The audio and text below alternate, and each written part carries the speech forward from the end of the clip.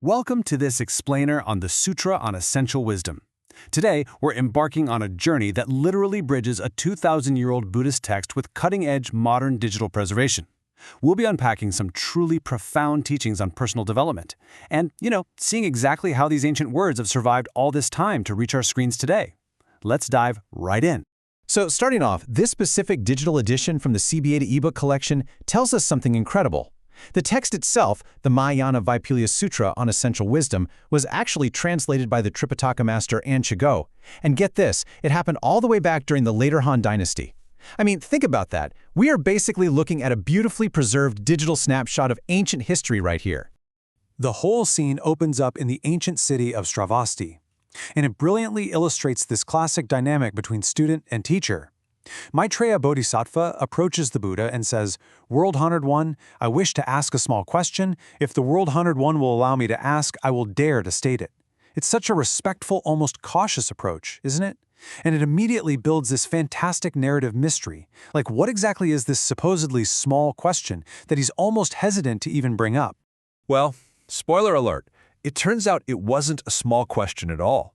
Maitreya unleashes this massive, multi-part inquiry. He asks about achieving the non-retrogressive state. Basically, he wants to know, how do you advance in your practice without completely depleting your energy or, losing ground? How do you walk the path, conquer your inner demons, and not get totally worn down by the endless cycles of life? The whole thing really boils down to one absolutely crucial point. How does one achieve ultimate wisdom without ever slipping backward? Honestly, that is a highly relatable dilemma for anyone trying to improve themselves today, right? We all just want to know how to lock in our progress for good. Now, the Buddha totally welcomes this inquiry with high praise. He responds, "Excellent, excellent. Your question is appropriate. I will explain to you." Actually, he is so engaged by Maitreya's probing mind that he promises an answer going way beyond what Maitreya originally even asked for. He essentially tells Maitreya, "All right, listen carefully and really process what I'm about to say next." To answer this massive question, the Buddha lays out an eightfold framework. And I really want you to look at this not just as some simple checklist, but as a deliberate, progressive staircase of personal development. Each accomplishment acts as a foundational step that perfectly supports the next one on this journey toward unsurpassed omniscience. So, step 1, sitting right at the very base of our staircase, is inner nature purity. Now, you might be wondering, why does the Buddha start exactly here?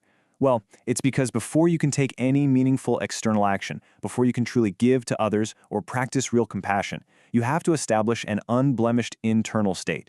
It's all about clearing out that mental clutter and quieting the internal noise first. You need your foundation to be absolutely rock solid before you step out into the world. Skipping ahead just a bit up the staircase, we hit step 7, and this one is just completely fascinating: the accomplishment of skillful means. If we put this in a modern context, you can really think of it as having a highly adaptable strategic mindset. It's basically the advanced ability to read a room, adapt your methods on the fly, and effectively navigate complex, messy situations to achieve a positive outcome. Honestly, it's like an ancient form of emotional and strategic intelligence. All right. Now, looking at this comprehensive list of the 8 accomplishments in its entirety, you can really see how the momentum builds. We start with that inner nature purity, which naturally leads to the accomplishment of actions, then giving, making vows, developing loving kindness and compassion. Then we utilize that strategic, skillful means we just talked about, finally culminating in the 8th step, the accomplishment of wisdom.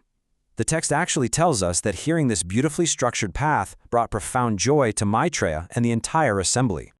But hey, let's pause for a second here. We've been dissecting ancient philosophy, sure, but we need to ask a bit of a meta question. How are we actually reading these ancient words today?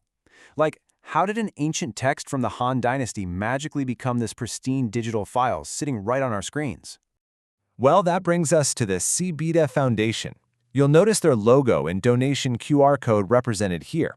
Remember the 3rd step on the Buddhist staircase we just looked at? The accomplishment of giving? Well, this is exactly where ancient philosophy meets modern action. CBETA's mission is just incredibly ambitious and absolutely vital. They're a nonprofit team painstakingly digitizing historical Buddhist texts. And we're not just talking about scanning old pages here. They are meticulously correcting ancient text literally character by character. They add modern punctuation and provide the whole shebang for free public access. The sheer immense scale of this kind of intense, behind-the-scenes work is exactly what elevates the quality and readability of these texts for the international academic community. It's a real game-changer for making this accessible to us today. To wrap things up, the CBTTA Foundation includes this truly beautiful proverb in their sponsorship section. Though a water drop is tiny, it gradually fills a large vessel. I mean, it's just a perfect metaphor, isn't it? It perfectly captures both the meticulous, character-by-character digital preservation of these ancient texts and that incremental, step-by-step spiritual progress Maitreya asked about at the very beginning. So, as we conclude this explainer, I'll leave you with this thought to mull over. What small, incremental drops of wisdom or action are you adding to your vessel today?